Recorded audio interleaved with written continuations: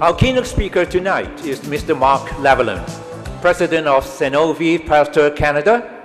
Sanofi Pasteur is the vaccines division of the Sanofi Avantis Group with over 105,000 employees in 100 countries.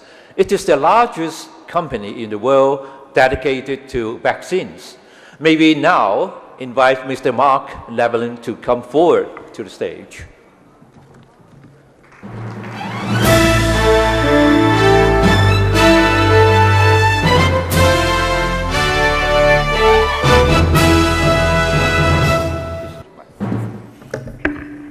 Your Excellency, Ambassador Jiang, Consul General Chen, the Honorable Tony Clement, the Honorable Michael Chan, the Honorable Dr. Eric Hoskins, Parliamentary Assistant Riza Moridi, Your Worships, Mayors Dave Barrow, Frank Scarpitti, honored guests, ladies and gentlemen, good evening.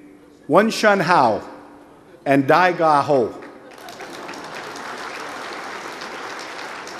It is truly an honor to be delivering the keynote address this evening. As a longtime resident of Markham, I have watched the community and the surrounding area develop over the past 2 decades. As the population of Markham has grown, new businesses have opened to meet increasing demands for goods and services. And many of those businesses have been started by entrepreneurs of Chinese descent. It has been a wonderful economic success story, and many of you here this evening have contributed to that success. I'd like to thank the Association of Canadian Chinese Entrepreneurs for the invitation and the opportunity to share with you a story of an entrepreneur and the company he helped build.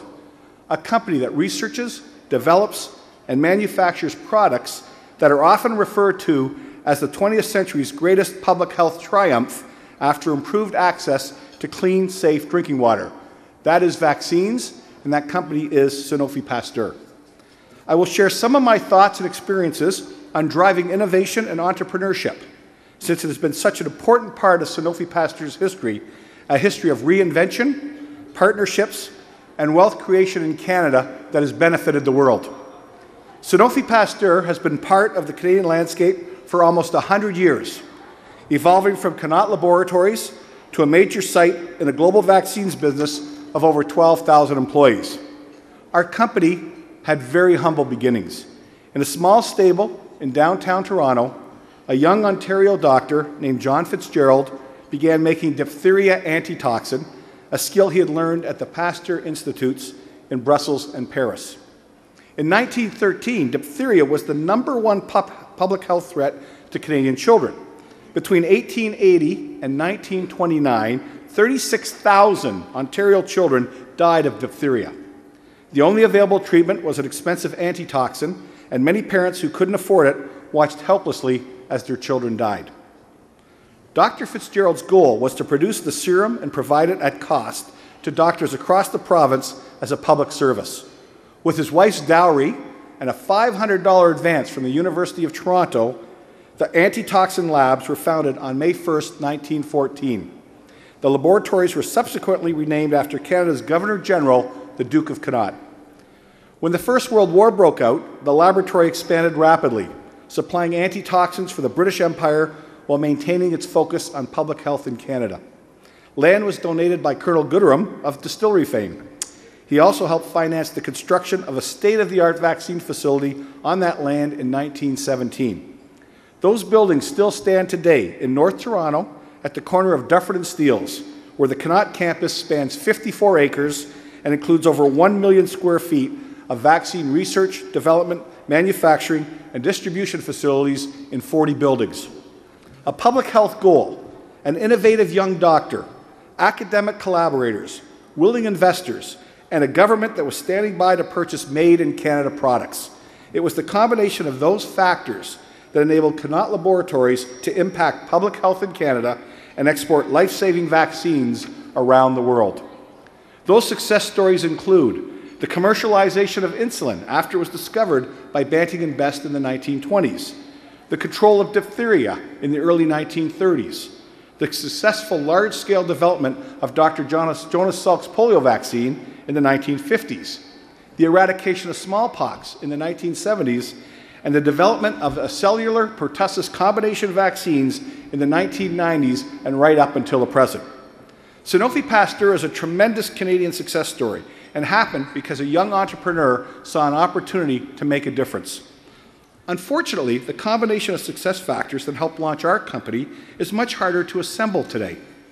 According to the Canadian Venture Capital Association, investment capital in technology-driven businesses, such as biotechnology, has evaporated to some of the lowest levels in 13 years.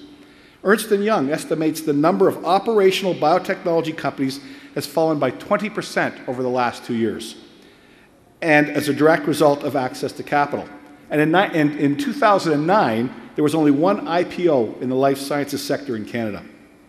One incentive option is the flow-through share structure that we see in the energy sector, where private investors can deduct research expenses in order to lower their taxable income or receive tax credits. It is estimated that every federal government dollar for the flow-through share program has spurred 3 times as much spending on mining exploration and 2 times as much spending on oil and gas exploration. Another important success factor to stimulate entrepreneurship and innovation is having a world-class intellectual property regime in place. Canada should create a world-class intellectual property regime that fully protects the time, effort, and investments that innovators have put into the development of their products. By recognizing the importance that intellectual property plays in the highly competitive global biopharma industry, the Canadian government would attract and retain greater investment in this country. We need to encourage and reward the risk-taking inherent in innovation. In our global economy, innovation provides a competitive advantage. Innovation drives new products and services, helps make our production methods and processes more efficient and effective, and creates knowledge-based, high-quality jobs. Canada cannot afford to lose these benefits because our intellectual property regime lags behind those of other industrialized countries. While this seems like a big pharma issue, intellectual property protection affects the entire biopharma ecosystem and the broader economy. And throughout the ecosystem are entrepreneurs providing equipment, supplies, and services. These entrepreneurs depend on the success of Canadian biopharma companies. Generating a return on investments has allowed Sanofi Pasteur to reinvest heavily in R&D and capital expansion.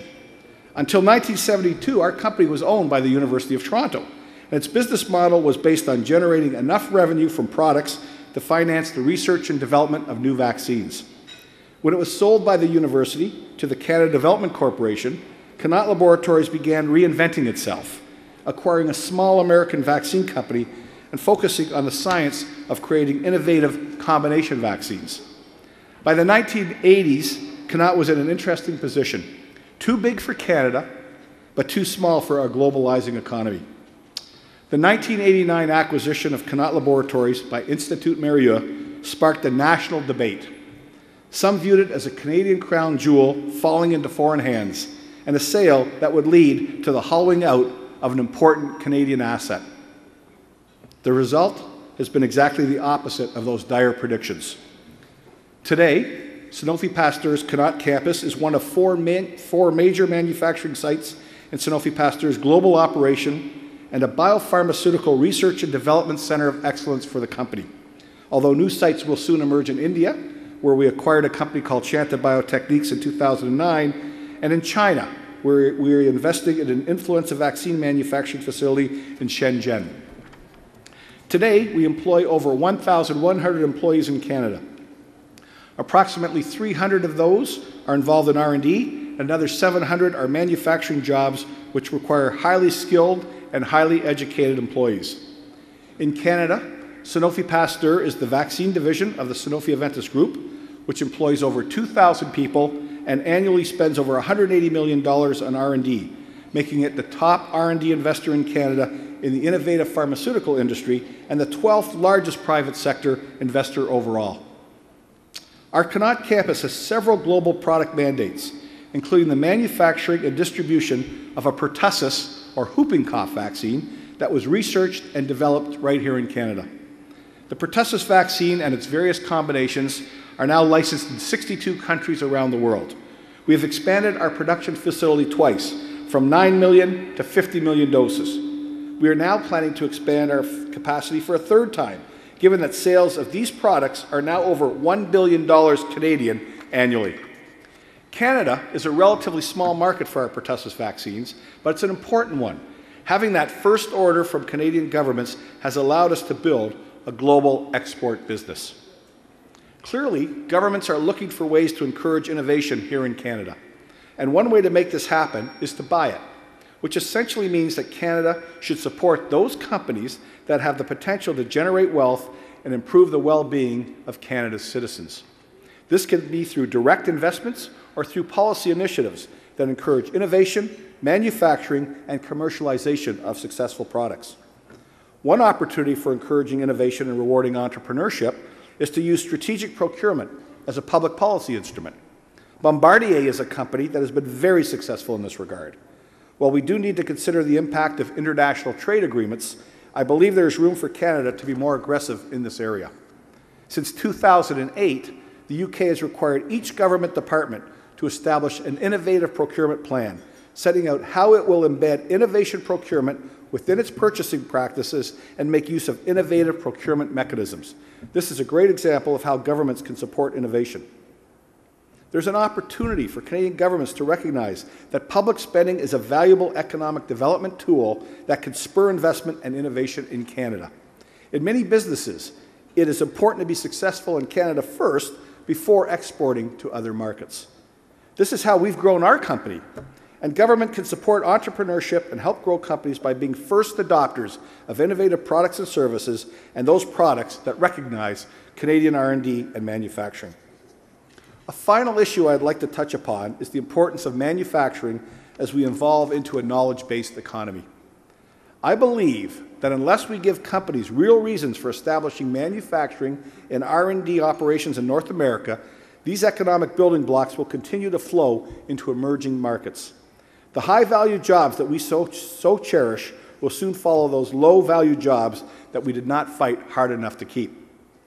The knowledge economy is important, but Andy Grove, co-founder of Intel, recently wrote about the importance of the scaling-up process in creating manufacturing jobs. He gave the example of how the U.S. lost its lead in battery technology when it stopped making consumer electronic devices 30 years ago.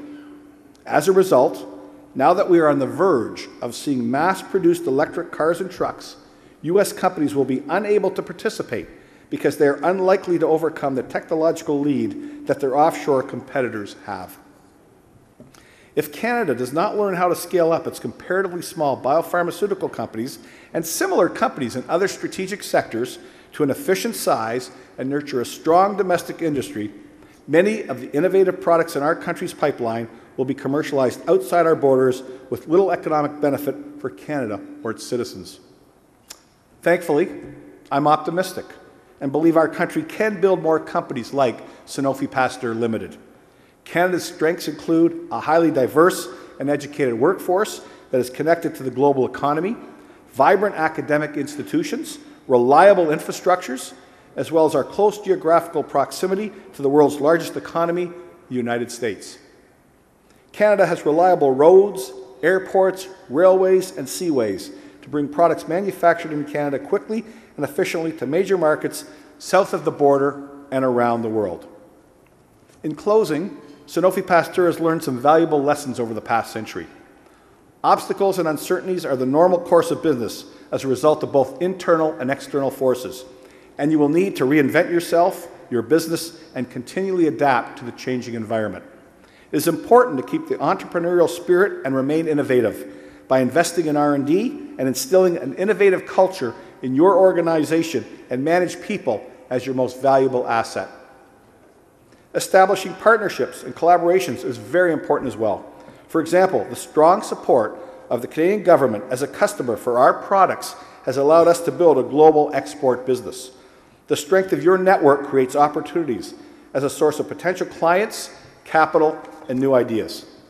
Lastly, success begets success. Small wins can generate momentum leading to even greater success.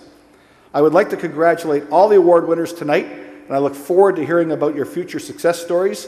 Thank you. Share, dozer, and I wish you all a great evening. Thank you.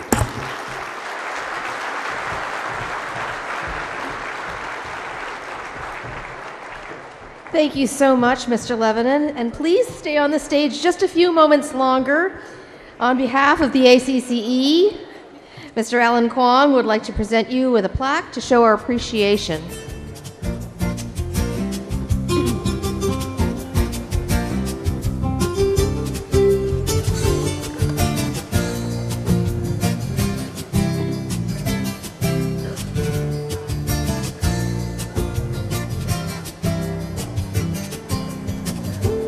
Thank you, Mr. Lievonen and Alan. Thank you.